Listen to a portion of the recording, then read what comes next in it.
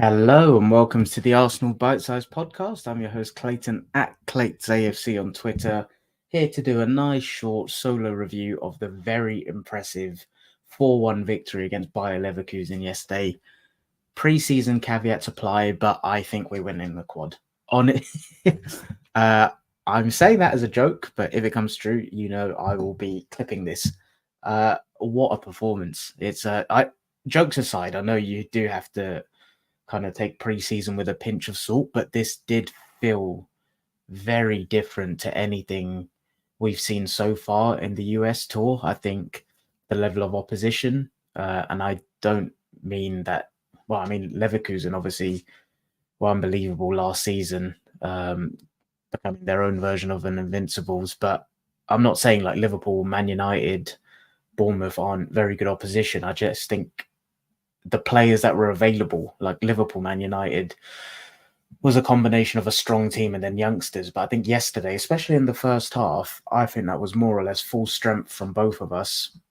Obviously, we had Saka, Rice, and a few others come on in the second half, but it felt very different yesterday. And I think the thing that impressed me the most was the off the ball intensity. Like, we obviously scored 2 goals in the first 10 minutes, one after 8 minutes from Zinchenko, and then pretty much straight after another from Trossard.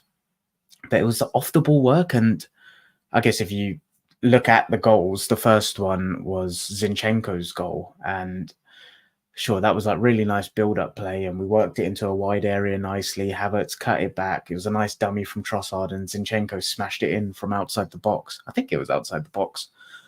But it was the second goal for me where Havertz actually leads the press, and I'll talk through the team in a second, but Havertz leads the press. He's the first one onto the keeper.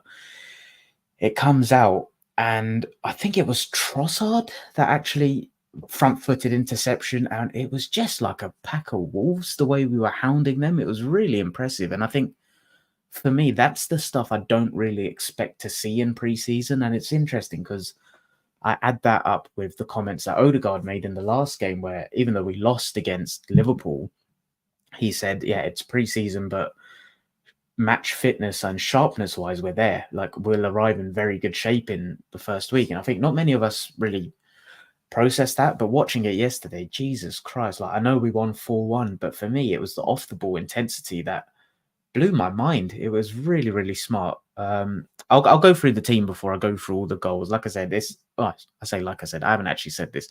This is going to be a short 15-20 minute review from myself, just to kind of get into the flow of things. We're kicking off season 3 properly on Sunday, so I think Nima's going to the game against Lyon at the Emirates Cup. I'm for those of you that don't know this, I actually announced this on Planet FPL, but I'm going through a career change. So I'm going back to university next month, and I'm looking to study sports psychology, and that's my new career path that I want to go into. So as a result, student life, I'm trying to save money. So that's why I'm not going to the Emirates on Sunday. But Nima is, and like I said, we'll be kicking off season 3 properly, doing a season preview then. And I'm sure Nima will talk a bit about the game on Sunday. But to dust off the cobwebs, we've obviously done the reaction to the fixtures, which came out in like June now, which feels like so long ago.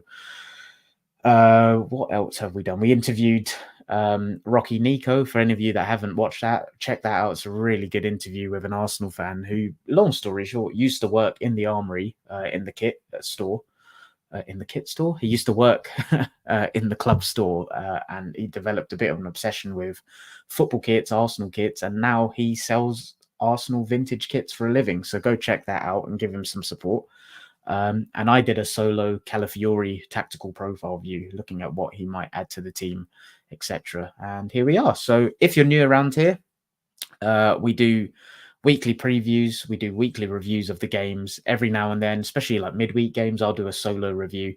And every now and then we also interview some fans, like I mentioned about Rocky Nico. We've had one of our regulars, Uncle Mike, on before. We've had another match-going regular fan called Finn on to do the Arsenal Archives, where we interview fans about memorable experiences they've had at games. So if this all sounds like a bit of you, it's just two non-clickbaity match-going fans that just want to share their 2 pence about the Arsenal. So if that sounds like a bit of you, hit subscribe, like the stream. What else are you meant to do? Yeah, subscribe, like, all of that jazz. Anyway, yesterday, 4-1, Bayer Leverkusen. We're the real Invincibles, aren't we? So the team came out and, very much full strength. David Raya, Ben White, Saliba, Gabriel Zinchenko. It was a midfield three of Jorginho, Odegaard, Havertz, and a front three of Vieira, Jesus, and Trossard. And it's interesting. When the team came out, I assumed it was exactly that. Back four, as you'd expect. Jorginho holding the midfield with Odegaard, and I thought Havertz left eight, Vieira right wing with Jesus central and Trossard left. But then in a few of the group chats I'm in, people were thinking, oh, maybe it's Havertz up top, Jesus on the right, Vieira left eight. And as much as I would have liked to seen that, I just think in pre-season, all we've seen so far is Vieira right wing. And Jesus has been looking sharp and impressive in central areas. And I don't think the Havertz left eight thing is done yet. And you know what? An unpopular opinion of mine, perhaps, is I don't think Havertz at left eight was as bad as people made out. There were periods especially while he was starting, I wasn't keen on it. I thought his off-the-ball proactiveness was a bit slow. And basically, long story short, when he first started out, I didn't think he was very good there. But as the season went on, I think he grew into that role. And there were periods, in that run where we were just walloping teams like January to March. He did play left eight in a couple of them games. And I remember, I think Trossard played false nine in one of them, and they were interchanging. And it was more the profile of a Trossard, I think, is so similar to Jesus, probably the most similar you can get. And I just saw that combination, and we obviously didn't get to see that too much. And then fast forward, Havertz played the number 9 for the majority of the season in the end, and he was so good. And I still think that's where his best position is. But I don't think Arteta's done with the left 8 experiment. And as much as yesterday, when you see Jesus playing the way he did, he's impressed in pre-season. I'm sure there were some impressive quotes doing the rounds from Arteta after the game. Let me try and find it. Arteta on Gabriel Jesus. The first feeling when I saw him this summer, it was something different. I could sense it. The energy from Gabriel was different. The way he looks is different. The way he moves is different. He looks good.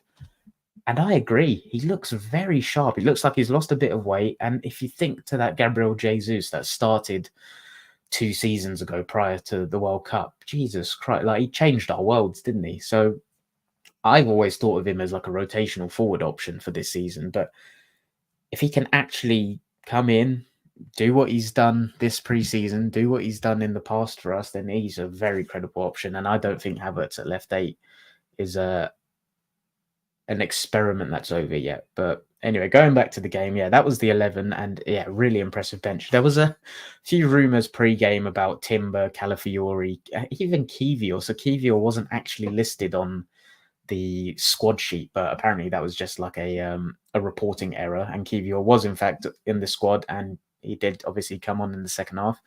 Declan Rice and Saka were back in the squad. We had the youngsters Lewis Skelly and Waneri, who really impressed.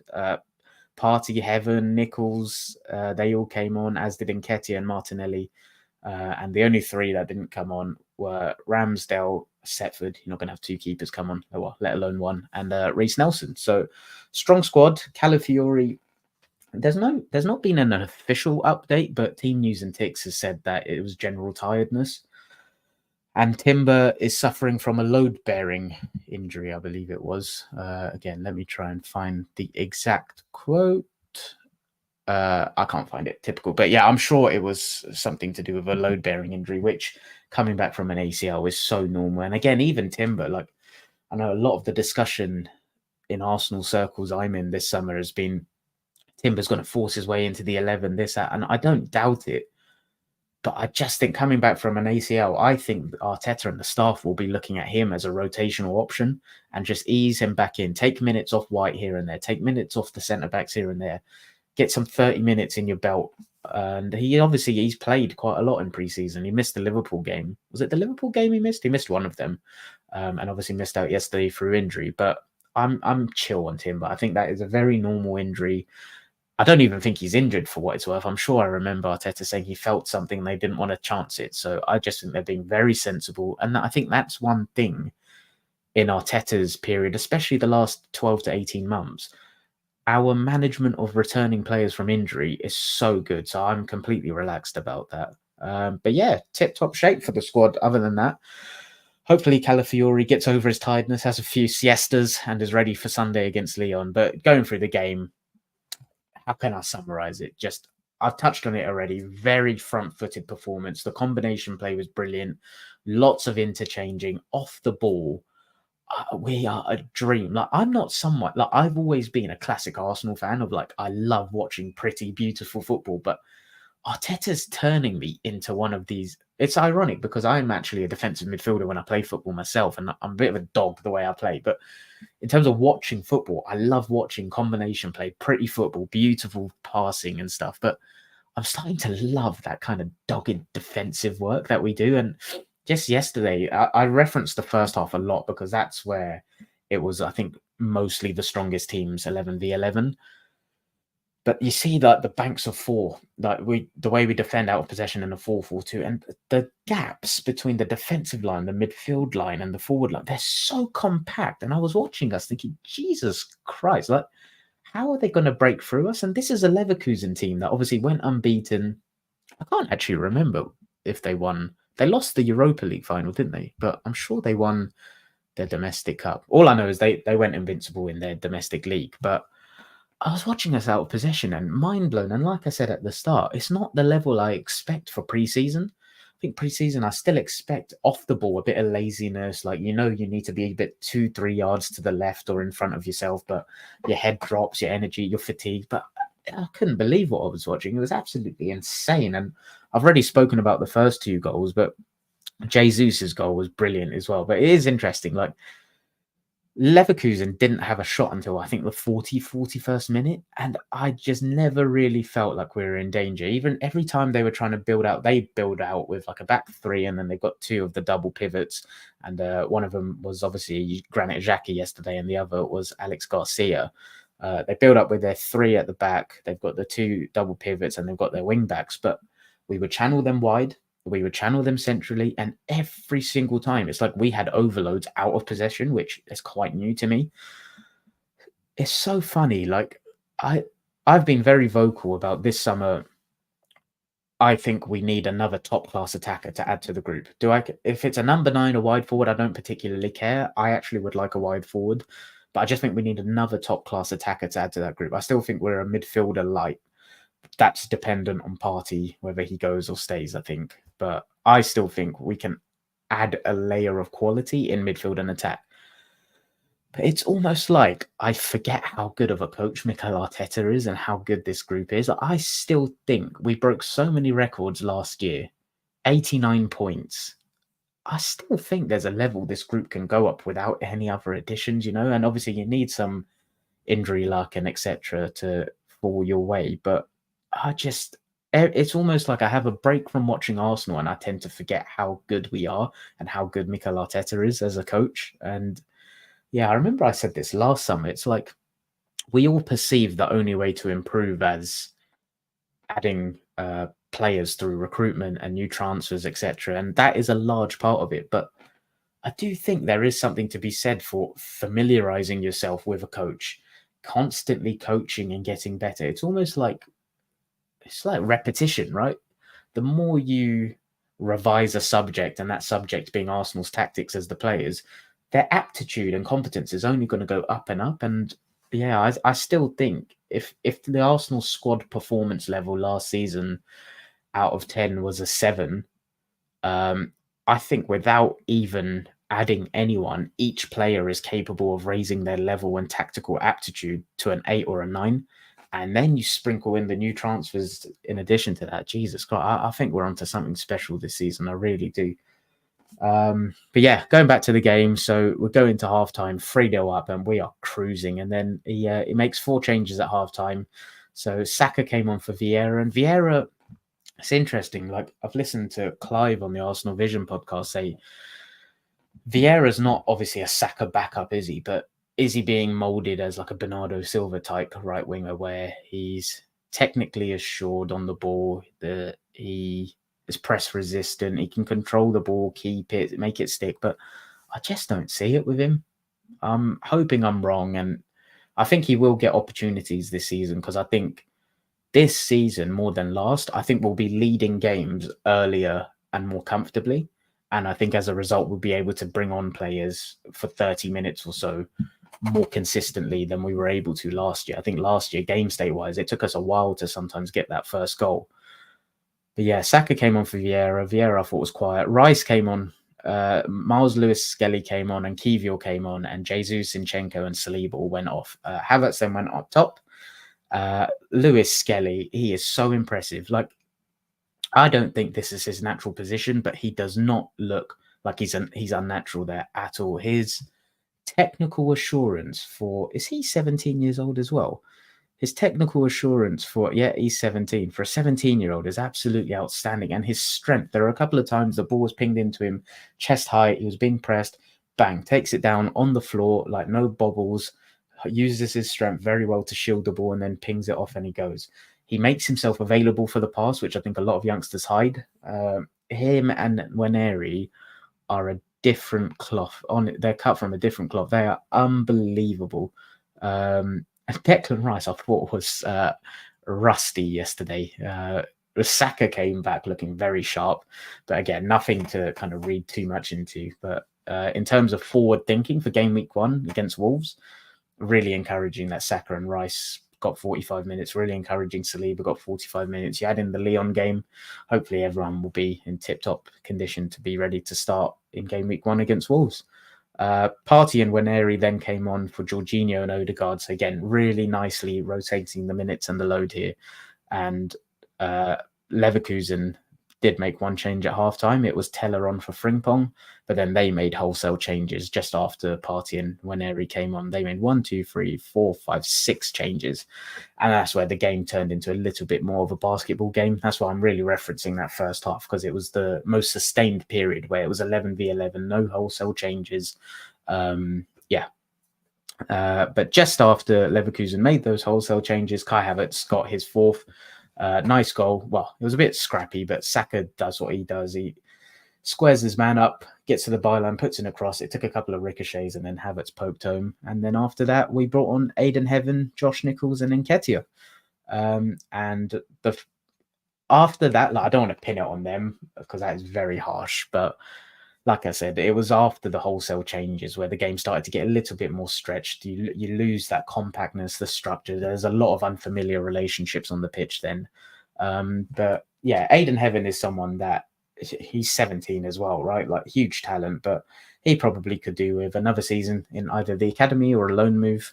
And yeah, Josh Nichols, I thought he looked good, to be fair, but just a great experience for these youngsters, right? I think Waneri and Miles Skelly are the ones I feel comfortable kind of putting not expectations on, because even then there's so much variance that could happen in their careers being so young, but I feel comfortable talking about them as options. Nichols, Heaven, I still think like they're not ready for that level yet to step up and contribute, in my opinion. But yeah, that was just a little roundup of the game. Long story short, the too long didn't read or didn't listen in this format is we look on it. We look incredibly sharp on and off the ball. And bring on the Lyon game. I'm very intrigued to see what he does there, because obviously if Rice comes into the team, does that mean he goes Havertz left 8, Havertz up top? The way he's speaking about Jesus, I think it's all leaning towards Jesus starting the season. But again, there's so much more information to gather in the Lyon game. Trossard, he's someone that every time he plays, he just seems to get a goal return. And I don't think I actually mentioned this. His composure was so good for the goal. When Havertz knocked it into him, just dropped the shoulder, sat someone down, and then slotted it into their net. Lovely performance. Lovely goal. And someone I do want to shout out is Zinchenko. He is someone that is getting a lot of flack from Arsenal Twitter at the minute. And am I his biggest fan? No. But do I think he can add value to this group in the profile he brings across a potential 50 to 55 game season? Of course I do. I was convinced he was going to leave, to be honest, but he's here to stay. He's got the number 17 shirt. He's an Arsenal player. Get behind him. He can be frustrating at times, but yesterday, sure, he got beaten a couple of times 1v1. But is that anything that is new to us? Like, we're 9 times out of 10 well set up to deal with whatever comes into the box. What he brings on the ball is fantastic. I think it may have been him that played Havertz in down into the flank for his goal, where Havertz then cut it back in, Trossard dummied it, and Zinchenko twatted it into the bottom corner. So, yeah, I think he's here to stay. Just get behind him. He can be frustrating, but he is an unbelievable technical footballer that can add value over the course of a campaign.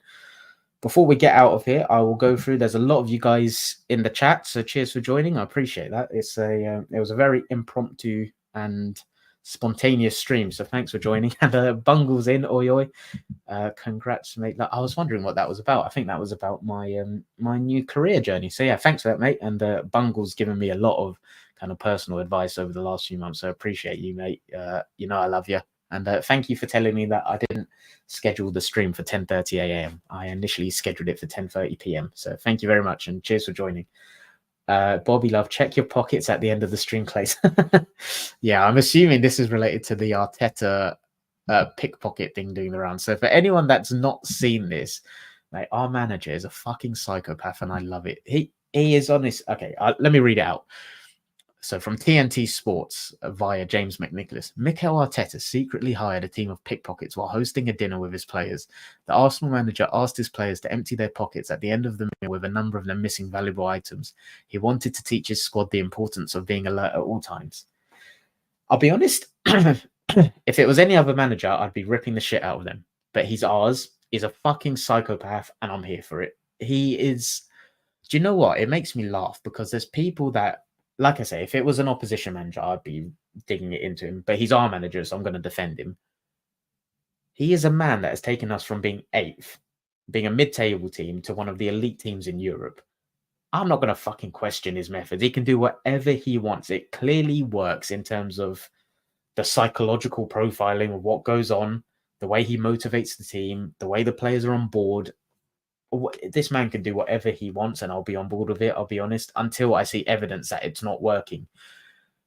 There's nothing to suggest that what he does behind the scenes does not work. So it's easy for all of these losers with their shit football teams to get behind their keyboards and poke fun at him. But do you know what? It's a sign of genius when you're a bit off the cuff, isn't it? And I really think he is a genius. So are his methods a bit unconventional? Sure. Do they work? Absolutely. Dream Team Professor's in. Morning, guys. Hope you're good, mate. Pre-game, not Zinchenko again. 7 minutes in. Zinchenko, go! Yeah, very much the case. Bobby's in with another one. Havertz at left 8 this season is different vibes. The difference the confidence he has. We know Gabby J likes to drop deep too, so you can see them interchanging quite a bit. I do indeed. Yeah, I think Havertz will still get 70-80% of the games up top, but I don't think Jesus is just going to be like a substitute winger, which is what I initially thought, perhaps. So yeah, I think we may see that a little bit more. Dream Team Professor's in with the final question before I get out of here. Clates, do you think there's a chance Zinchenko gets Mins in the midfield, or will it always be starting left back to join in midfield? That's a good question. I have never been keen on Zinchenko in midfield, and the reason why is because of the duels. I can see Zinchenko getting minutes in midfield as a substitute. I can never see him starting in midfield, and I can only ever see him getting minutes in midfield as a substitute when it's a game state where we're very comfortable and it's just a case of we need to ping the ball around the 300,000 passes, etc., etc. I'm sure he came on as a sub in midfield last season against someone. Can't remember who. His strength as a left back is he's very front-footed. I think his interceptions are actually very good and kind of underrated, to be honest. But the jewels required to play in that central area, you look at what Havertz does, what Odegaard does, what Rice does, even Jorginho, you might not think of him as a jewel monster, but his positioning, his anticipation is 10 out of 10. I don't think Zinchenko has the off-the-ball... It's funny, we'll criticize him for his off-the-ball negligence in a left-back zone. Why would you put that centrally? That's what I never get that. Off-the-ball work in the central area is probably the heartbeat of what makes this Arsenal team so good. And so, yeah, that me personally, that's not something I've ever really been on board with, to be honest. But as a substitute, when there's less work required off the ball, yeah, I could see that. But no, I think he'll predominantly be a left back. I don't think he'll be our starting left back come the end of the season. I think Calafiori is here to take that spot, but I think with the way things are looking, Zinchenko probably starts against Wolves, and I'm fine with it. It's a game where I think he'll be absolutely fine. But yeah, that's a nice little solo review for you guys. It's like I said, I know it's only pre-season, but when you are playing a team like Leverkusen and it is 45 to 60 minutes of two almost full strength teams, I do think you can still take things away from it and learn from it. And what I've learned is we're winning the quad. So up the Arsenal. Cheers, everyone. Onwards and upwards to Sunday.